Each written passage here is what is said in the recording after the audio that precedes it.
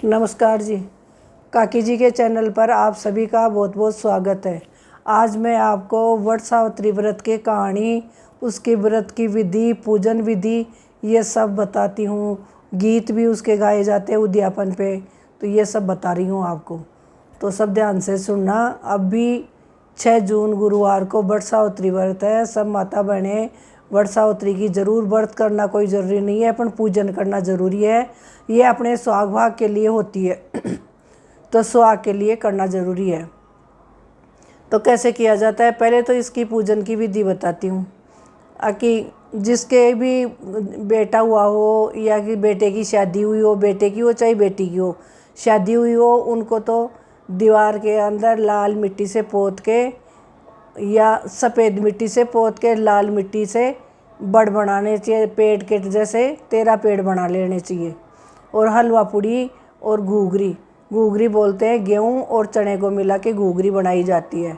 और उसी के बड़ के पत्तों के दोने बनाए जाते हैं और हलवा बनाया जाता है। तो 13 दोनों में हलवा और घूघरी डालो, एक थाली में रखो और उसके ऊपर एक बेस रखो।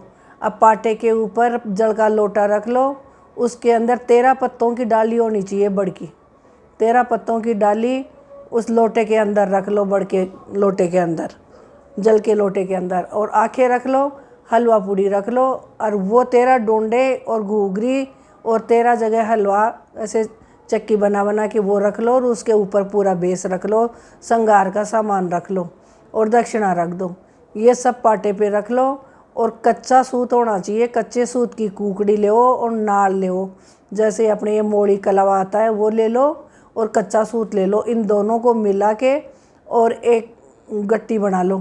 दोनों को मिला के बना के और उससे 13 पहले तो अनाज लेके थोड़ा सा जल से सींचो पाटे पे रखे हुए को, और सींच के टीका लगाओ। टीका लगा के और 13 आटे दो उस सूत के, और सब उन बड़ों को जिमा दो। लोटे के ऊपर स्वास्तिक बना दो, बड़ के टीका निकाल दो पेड़ के। उस जो अपने डाली रखी है उसको पेड़ ही समझते हैं अपन, उसको लगा दो, पाटे के टीके लगा दो और फिर कहानी सुन लो। ऐसे तो यह उद्यापन की विधि है। और कोई सोचता है कि भाई घर में हम बड़ नहीं लाते हैं, हम तो पेड़ पे ही सींचने जाते हैं। तो यही सूत की कुकड़ी और मोड़ी का गट्टा दोनों को मिला के और पेड़ के 13 बार 13 आटे दे दो उनके और सींच दो उसको, और जिमाने के लिए वही ले जाओ। और एक छोटा सा आटे का पुतला बना ले जाओ जो बड़ की जड़ के अंदर नीचे रखना चाहिए, उसके भी तिलक लगा दो और वही 13 आटे सूत के लगा दो। ऐसे करके रखते हैं। तो मैं वैसे तो वट सावित्री की जो कहानी है, कथा है, वो सब लोग जानते हैं, पर मैं कहानी बताना चाहती हूँ। ये कहानी कैसी है, जो अपनी परंपरा की पुरानी कहानी है। लोग और तो आजकल की तो सब वट सावित्री की कथा सुनते हैं, पर मैं कहानी बता रही हूँ आपको कि कहानी कैसे कहते हैं। तो सुनो कि एक राजा था, तो राजा के कोई संतान नहीं थी। संतान नहीं थी तो बहुत सारे दिन हो गए। तो राजा सोचे कि भाई क्या करें, अपने तो कोई संतान ही नहीं है, तो अब इस राजपाट को कौन चलाएगा और कौन क्या करेगा। तो उसने दूसरी शादी कर ली। दूसरी शादी कर ली तो वो पहले वाली रानी थी, तो वो बांदी बोली, जो इनके सबके राजा के रानियों के पास में अलग अलग उनकी दासियां होती थी। तो दासी बोली कि रानी जी अब दूसरी रानी आ गई है, तो आपका तो बोले बहुत ही ज़्यादा कम हो जाएगा, मान सम्मान इस आने वाली का ज़्यादा हो जाएगा। तो बोले क्या करें बांदी, अपने तो कोई मेरे कोई संतान नहीं है, इस चक्कर में तो राजा दूसरी ब्याह के लेके आ रहे हैं। तो कैसे क्या करूं। तो उसने क्या कह दिया, ज़बरदस्ती बोले मैं एक उपाय करती हूँ, आप तो बोले अब बस कुछ बोलना मत, मेरी हाँ में हाँ बोलना। बोले ठीक है। अब उसने आपको राजा जी को बोल दिया कि राजा जी आपके, बोले रानी जी के तो कुछ पेट से है। आपको वो जाके बोले कि राजा जी रानी जी के तो कोई पेट में कुछ बच्चा उच्चा है, उसको बच्चे की आवन है, ऐसे बोल दिए। तो राजा बोला भाई ठीक है। अब वो तो खूब खुश हो गया, कुर्सियाँ बंटवा दी नगर के अंदर। और आपको उस बांदी दासी को बोल दिया, बोले दासी जो भी चीज़ चाहिए तेरे को और रानी जी को, वो मेरे को बोल देना, वही मंगवा दूंगा। अब वो तो दोनों आपको खूब सारी चीज़ें लाए और आपको और खाए। आपको कभी कुछ मंगा ले, कभी कुछ मंगा ले। आज तो राजा जी ये खाने का मन है रानी जी का, आज तो राजा जी रानी जी को ये चाहिए, आज तो राजा जी रानी जी को ये चाहिए। अब जैसे ही 8वां लगा तो 8वां पूजते हैं। तो वो बोली कि राजा जी 8वें का टाइम आ गया, 8वां पूजना है। बोले पूजो को जो खूब बड़ी धूमधाम से पूरे नगर के अंदर खाना बनवा दिया और खूब बड़ी धूमधाम से 8वां पूजाने की तैयारी कर दी। अब वो तो दोनों खा खा के रानी और दासी दोनों ही आपको खूब मोटी ताज़ा तगड़ी हो गई। तो पता भी नहीं पड़ा कि भाई है इनके पेट में बच्चा है इसके पेट में। तो आपको रानी जी अंदर ही रहे, रानी बाहर नहीं निकले। और बोली राजा जी अब आप बोले पूरे 9 महीने तक रानी जी के पास नहीं जाओगे, मुंह भी नहीं देखोगे। भाई आपका लड़का होएगा जब भी मुंह देखना, ठीक है। अब राजा गया नहीं रानी के पास, तो उसको तो क्या पता, रानी अंदर ही अंदर रहे।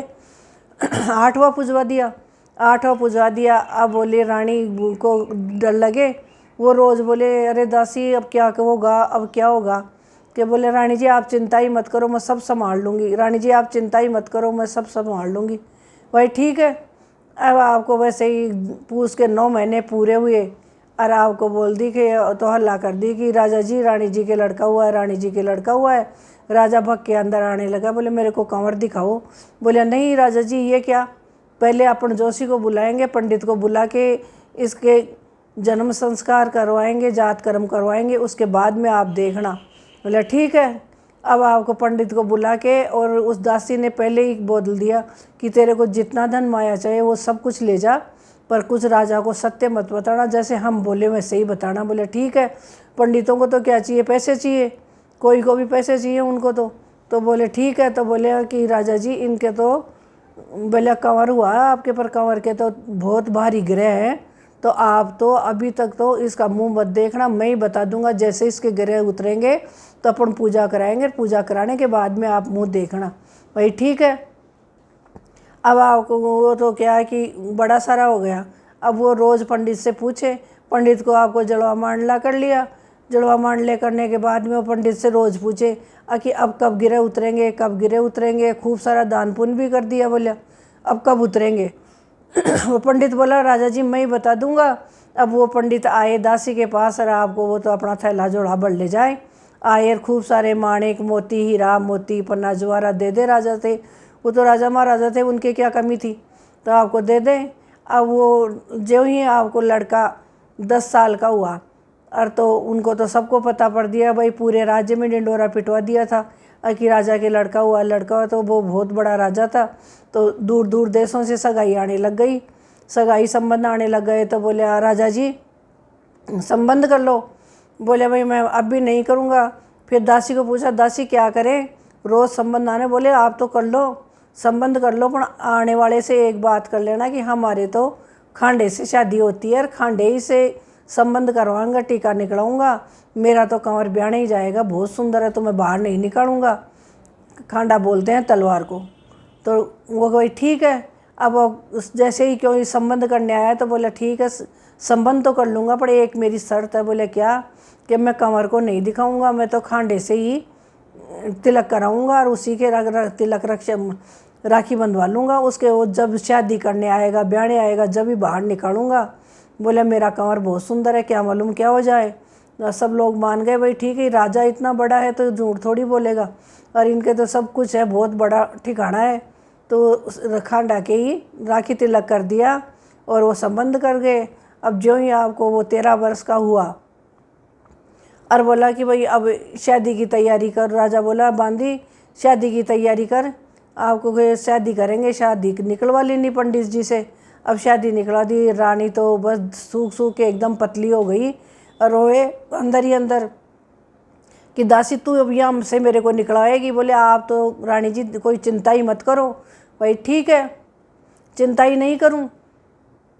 अब आपकी वो तो क्या करी कि आटे का खूब सारा आटा गूँथ लिया और आटा गूँथ के और उसका एक पुतला बना लिया और पुतला बना के बोली भाई लाओ सेवरा जामा दे दो, मेरे बींद को मैं ही कपड़े पहनाऊँगी। आपको उसको कपड़े पहना दिए बहुत सुंदर, और कपड़े पहना के राव को कपड़े से ढक दिया। अब सब ने देख लिया कि भाई बड़ा सारा पुतला बनाया, खूब सेवरा जामा सब कुछ पहना दिया। तो बोले है तो ये आदमी, पर वो इसकी शर्त है कि भाई फेरों में ही मुँह दिखाऊंगी, फेरों के बाद में ये ब्याह के आएगा जब भी मुँह दिखाऊंगी, इससे पहले मुँह नहीं दिखाऊंगी। तो आपको बोली कि सब जाएंगे, पर वो पहले ही बोल दी भाई मेरा एक रथ अलग से तैयार करवा दो राजा जी। बोले क्यों? कहे जब मैं कंवर के साथ जाऊंगी, मैं इसको अकेला नहीं छोड़ूंगी, और उस रथ के अंदर मैं और कंवर दोनों ही जाएंगे। ठीक है। अब एक सब आपको बारात तैयार हो गई सज धज के, और आपको घोड़ी बाजार लाव लश्कर से शादी करने चले गए। अब एक अलग ही रथ कर दिया वह दासी का और उस पुतले के लिए उस कंवर का। चले गए, जो ही आपको फेरे हो गए, फेरे पड़े, और आपको जो ही आपको फेरों के अंदर जाने लगे वो, अरे पहले 2-3 दिन के लिए जाते थे, 2-3 दिन से ही बारात आती थी, 2 दिन से ही पहुँचती थी। तो एक बड़की छाया आ रही थी, तो आपको छाया के अंदर वो बोली कचे वहाँ आपकी वो कहते मैं तो यहाँ पानी पी लो सब। बोले मेरे को तो यहीं पानी ला दो, मैं उतरूँगी नहीं, कंवर को भी इसी में पिला दूँगी, मैं भी पी लूँगी। ठीक है। आपको वहाँ पानी वानी पी के दूसरे दिन आपको बारात लेके पहुँच गए। वो तो फेरों के अंदर आप ही बैठ गई। बोला कंवर कहाँ है? सारा काम उसी ने कर दिया। बोला कंवर का तो कचे देखो जब तक बीच में ये सुहाग चला जाएगा इसका, तो इसके शर्त है, पंडितों ने कहा है जो ही ये घर में जाएगी, जब दूल्हे का मुंह देखेगी, जब ही सब लोग देखेंगे, मैं ही फेरे दिलाऊंगी। दिख नहीं रहा कि आपको कितना बड़ा है? सब देखे भाई हट्टा कट्टा है, दूल्हा तो बड़ा सारा है। अब आपको वो तो डक के बैठी फेरों में, आप ही गोदी में लेके बैठ गई, उसके फेरे खिला लिए आप ही तो, और आप ही सारा काम करवा लिया। अब बीननी ब्याह के वापस आ गए, जो ही दुल्हन लेके आए तो उसी बड़ के नीचे फिर वो आपको बोले कि भाई सब पानी पी लो, तो सब पानी पी लिए। तो वो क्या करी कि वो तो भाई मैं तो मेरे बीन को साथ ही लेके जाऊंगी, दूल्हे को बीननी के भरोसे नहीं छोड़ूं। भाई बीननी भी सोचेगी ये क्या बात है, ये मेरे भरोसे ही नहीं छोड़े, दूल्हे को तो फिर आगे क्या होगा। अब आपको तो उतर के उसको बड़ की पेड़ की जो जड़ थी, बहुत बड़ा चीज़ होता है, बहुत बड़ा पेड़ होता है, उसके बड़ की जड़ों के अंदर उस आटे के पुतले को रख दिया, और आप पानी पीने चली गई। और जो दुल्हन थी वो रथ के अंदर बैठी।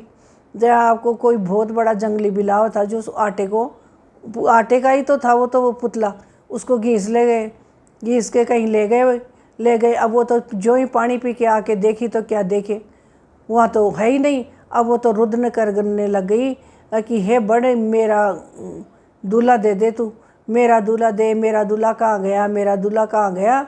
अब आपको सारा वहाँ हड़कम मच गया कि भाई अभी तो ये यहाँ खड़ा करके गई थी, और हमने भी खड़ा देखा था, फिर कहाँ चला गया।